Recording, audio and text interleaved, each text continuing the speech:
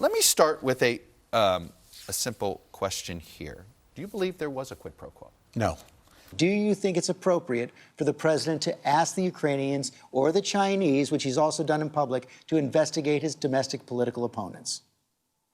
Well, first of all, on that call, he was not talking about the 2020 election or political opponents. No quid pro quo in this call in terms of the president. In terms of what actually happened beyond the call. That there were 8 of them.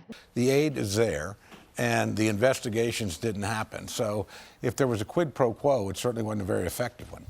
Isn't that the definition of a quid pro quo?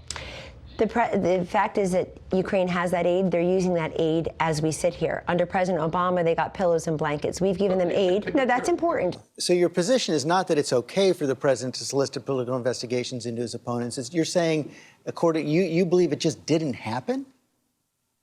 It wasn't about the 2020 election. It was about what had happened prior in 2016, corruption in Ukraine. It's an interesting way you put it. We've seen 5 witnesses just this week that have testified to a quid pro quo. Any of that a concern to you? Well, a concern's different than rising to the level of impeachment. But again, I look at it this way.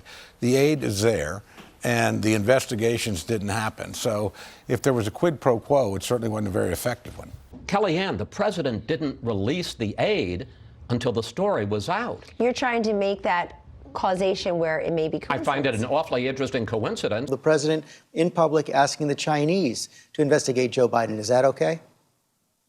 Well, that was a rhetorical thing that he threw out there, I think more to get the press all riled up, which clearly he did. So you think it's a coincidence that the whistleblower complaint comes on the 9th and the aid is released on the 11th? You're suggesting that's a coincidence? Well, I'm suggesting that you don't know what you were just about to say to be true.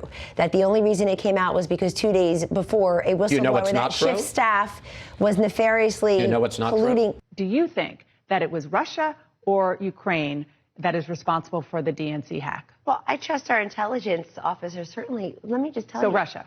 Who cares?